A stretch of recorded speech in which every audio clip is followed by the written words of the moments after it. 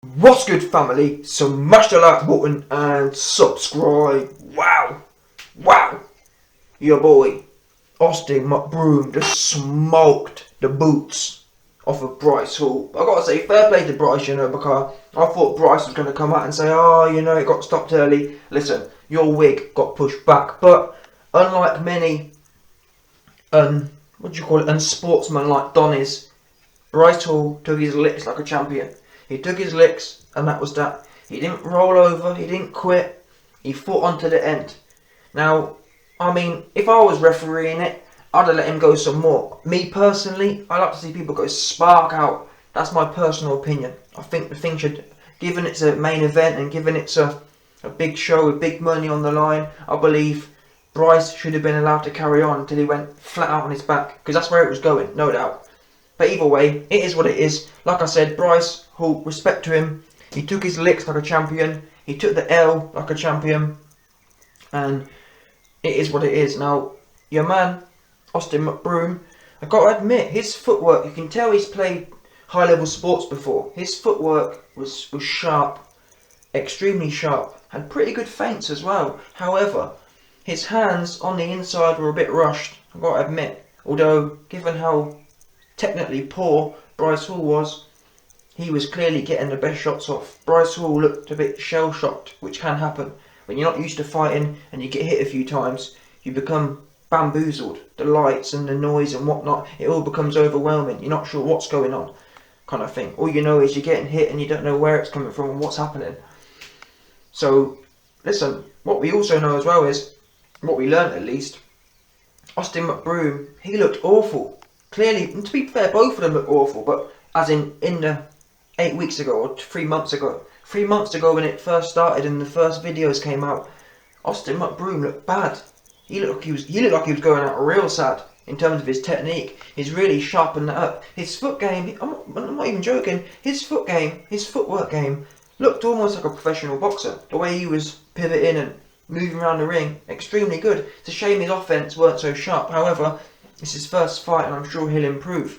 Now, what I will say is, there's some mumblings of the Jake Paul fight. I want you, man, to understand how elite Jake Paul is. What did you notice about this whole card? Now, I'm going to analyse the Deji fight and the Vinny that was Vinny Hacker, but either way, I'm going to analyse the Gibb fight and the Taylor Holder fight separately. But listen, what you noticed about this whole card is, there weren't no clean KOs. Do you understand? It's extremely hard to do. And that's what I try to warn everyone. This Jake Paul, the JP, isn't playing no games. Yeah? We've just seen Austin McBroom give Bryce Hall a good whooping. However, there was no knockdowns.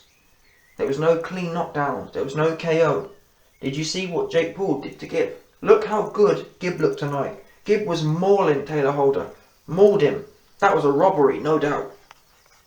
Anderson Gibb, fair play to him, he came back. I wasn't sure if he'd be a broken man. Anderson Gibb proved himself as a champion.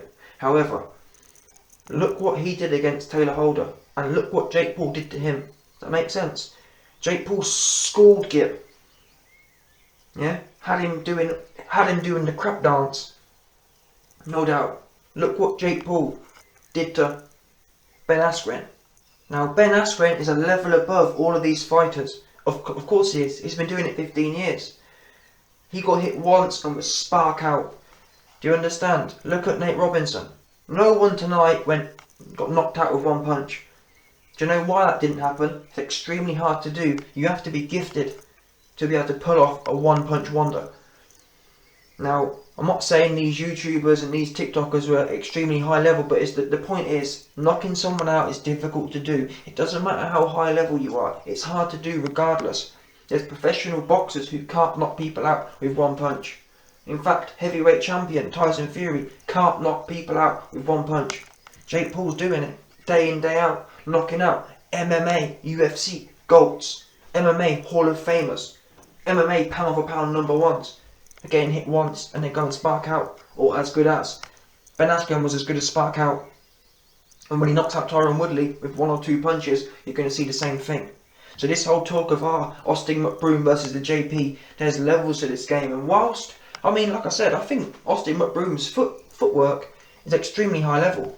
I'd put it on I think it's possibly, yeah, it's certainly as good as Jake Paul's, but the hand game, this isn't basketball. I know that Austin McBroom was a good NBA player or whatever, or tried to be an NBA player. This ain't NBA. You can have all the footwork you want. Unfortunately, hands is what pays the bills. Footwork's good for defense and whatnot, but in the main, if your hand game ain't sharp, you know what I'm saying, footwork only gets you so far. And as we found out in that fight with Austin McBroom and Bryce Hall, despite Austin McBroom's elite footwork, still, because his hands weren't that sharp, or weren't relatively as sharp, he was getting caught up with Bryce Hall. If Austin McBroom's hand game was as good and sharp as his foot game, then he may have well gone spark out. He may have put Bryce Hall's spark out, and that's the finesse difference. Jake Paul has finesse. Jake Paul can catch people in the right place, in the right timing, with the right speed, and put you out. Bryce Hall didn't show that. And what we know is as well, Austin McBroom didn't show us that level of hand finesse.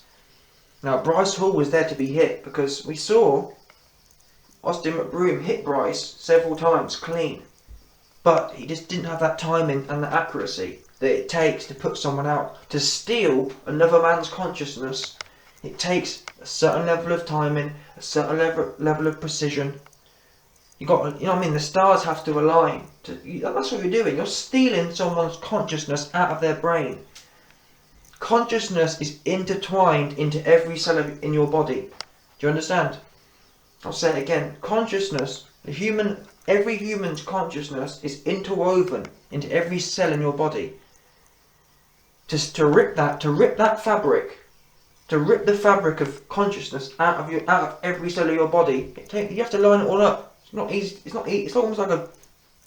almost like unlocking a safe. Some people, Austin McBroom tonight, he tried unlocking the safe with a hammer. He was just plugging away.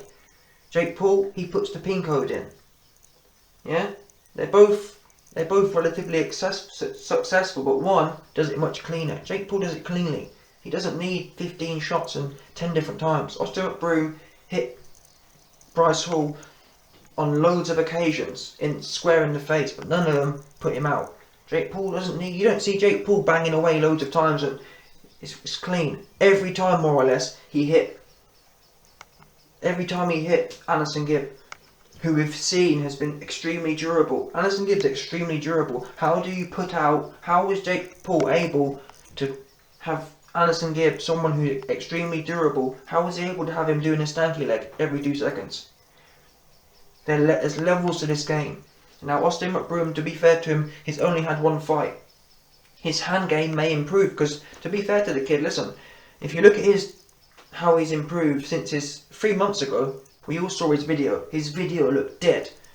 And clearly, his footwork's improved, and even his hand game's improved from there. So maybe, I don't know, another 6 months, some more fights. And I think the fact that he didn't actually specifically call out Jake Paul, I think he knows that JP's a little bit of a too high level. And he's not wrong there. I think that Austin McBroom definitely has some, well, listen, I'll tell you one thing I liked about him. His swagger, his charisma, extremely high swagger and charisma, which is something hard to do under the lights. When you're under pressure and it's your first big fight, his swagger was strong. I rated that, very confident.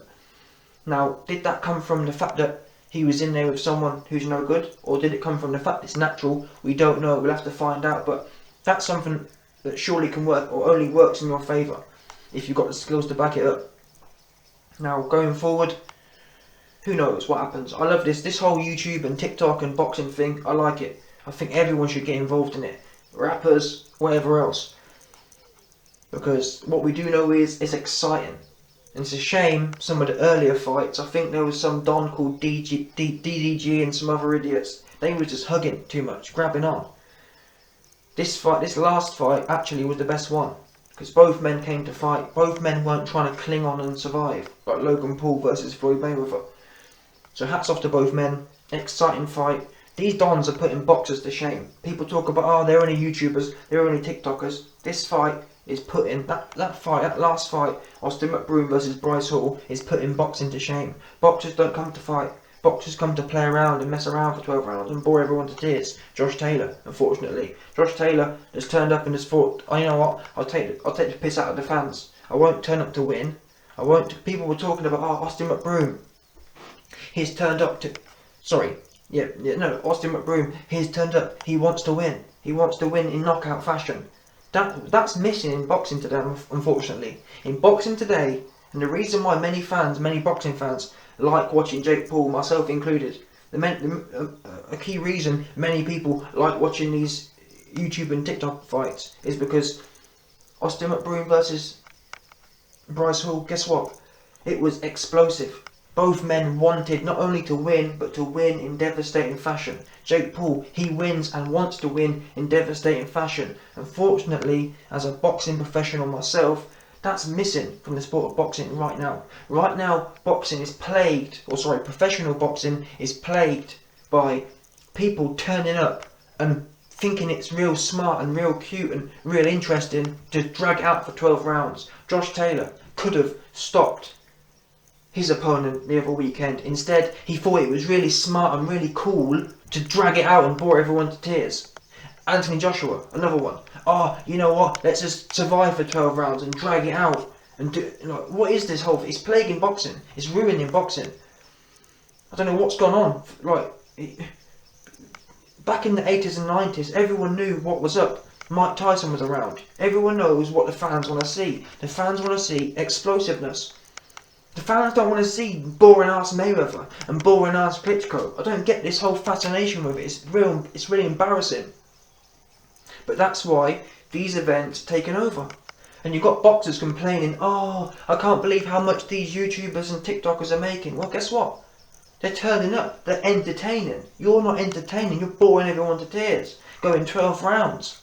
And then trying to celebrate like you've done something special. Doing something special is turning up and winning in devastating fashion. That's special. Turning up and dragging it out for 12 rounds and going 50-50 and hanging on for dear life. Don't no one want to see that. So anyway, hats off to Austin McBroom, hats off to Bryce Hall, hats off to all the, well, apart from Deji. Deji's a bum, but I'll talk about him on a separate video. Hats off to everyone who turned up and put in a good session. Everyone pretty much but Deji. Yeah, it was a great event. Austin McBroom and Bryce Hall finished out in style. And let's see where it goes from here. Austin McBroom, you don't want no parts of the JP. JP's got too much finesse. But what you should do now, you should probably take on, I'll tell you what would be good, KSI versus Austin McBroom. Because Austin McBroom, with another 3 or 4 months, or better yet, tell you what would be good, yeah, Austin McBroom versus KSI, or Austin McBroom versus Anderson Gibb. That would be a great middle fight, I reckon. Austin McBroom versus Anderson Gibb. And then the winner, assuming it's Austin McBroom, the winner then faces KSI. And then the winner of that then fights Jake Paul. Because then at least KSI gets a warm-up fight or two in between. Now, will KSI want that? I doubt it. KSI's scary. I don't think KSI will want Austin McBroom. I don't think KSI will want any of these fights. I think he's happy entertaining 12-year-olds at at concerts. I don't think he wants no smoke. He's happy being, he's happy, you know what I'm saying? He's happy entertaining 12-year-olds. So that is what it is. KSI's looking real bad. The whole KSI family going out sad right now. You got Deji, pathetic, and you got KSI, scary. So you got one Don who's pathetic, another Don who's scary. Wow.